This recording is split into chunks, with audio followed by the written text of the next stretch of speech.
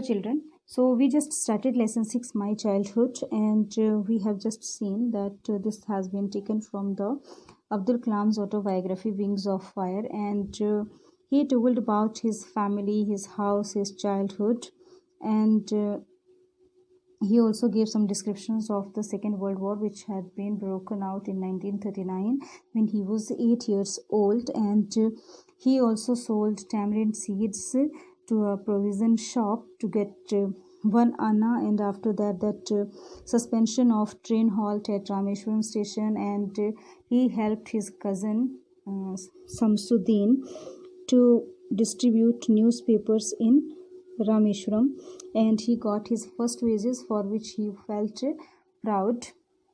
So let us see now. Now every child is born with some inherited characteristics into a specific socio-economic and emotional environment and trained in certain ways by figures of authority. So he is telling that all the children, they get some special characteristics, some special qualities from their social economic environment and emotional environment, and trained in certain ways by figure of authority. Figure of authority means a person who inspires children. So I inherited honesty and self-discipline from my father. He's saying that he got honesty and self-discipline from his father, and from my mother I inherited faith in goodness and deep kindness, and so did my 3 brothers and sisters. So he inherited faith in goodness and kindness from his mother, and just like him, his 3 brothers and sisters, they also inherited these qualities from their parents. I had 3 close friends in my childhood. He was having 3 close friends during his childhood. They were Ramanda Sastri, Arvindan, and Shri Prakashan. All these boys were from Orthodox Hindu Brahmin families, and all these boys, his close friends Ramanda Sastri, Arvindan, and Shri Prakashan, they belonged to Orthodox Hindu Brahmin families. Orthodox mean conservative or traditional Hindu families, while Abdul Kalam, he was a Muslim boy. As children, none of us ever felt any difference amongst ourselves because of our religious differences and upbringing. Upbringing means way of upkeeping. So when they were children, there was no religious difference among themselves. They did not understand that some religious difference or the way of upbringing or upkeeping them. In fact, Ramanda Sastri was the son of Pakshi Lakshmana Sastri, the high priest of the Rameshwaram temple. So, Ramanda Sastri, he was the son of Pakshi Lakshmana Sastri, who was the high priest of the Rameshwaram temple, head priest, you can say. So later he took over the priesthood of the Rameshwaram temple from his father, and after his father Ramanda Sastri, he became the priest of Rameshwaram temple, and Arvindan went into the business of arranging transport for visiting pilgrims. And after that, come to Ravindan, he went into the business, or he started business of arranging transport for visiting pilgrims. Pilgrims mean persons visiting holy places. And Shri Prakashan became a catering contractor for the Southern Railway.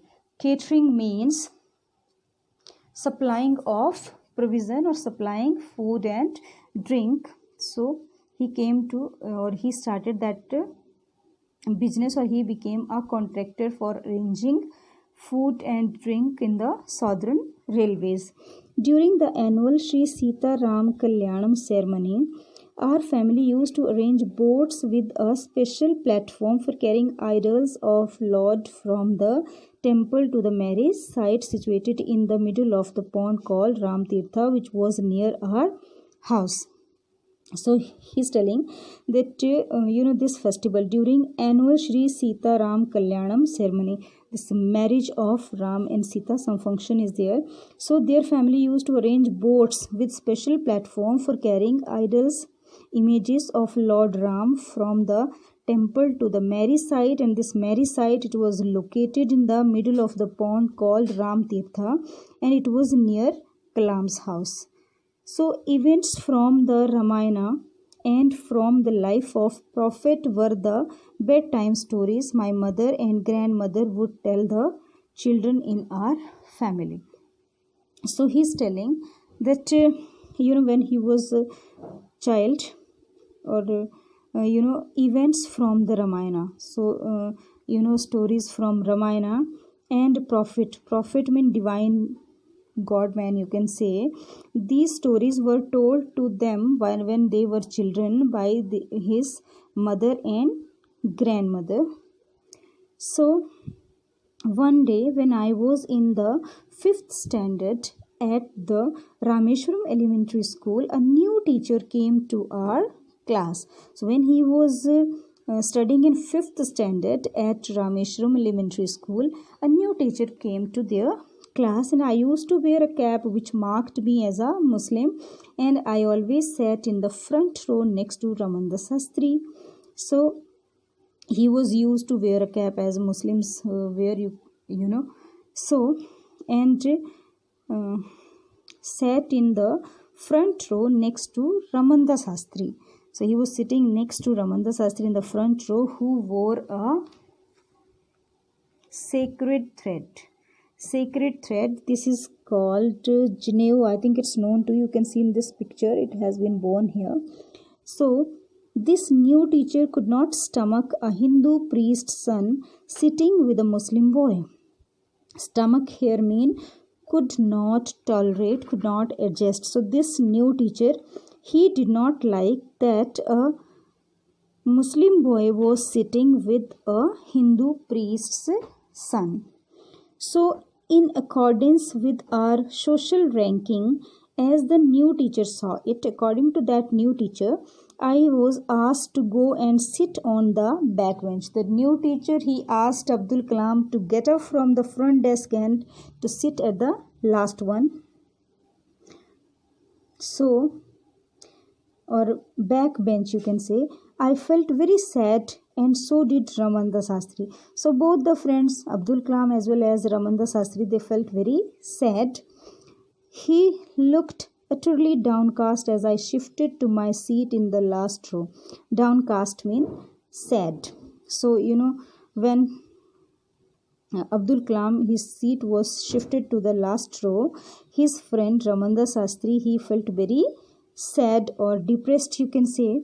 The image of him weeping when I shifted to the last row left a lasting impression on me.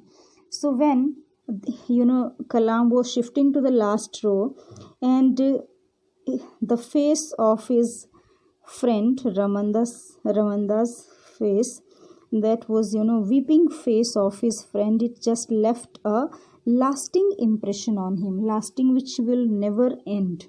So it means that image of weeping face of his friend, it just remained in his eyes forever. So that's all for today. Rest will continue afterwards.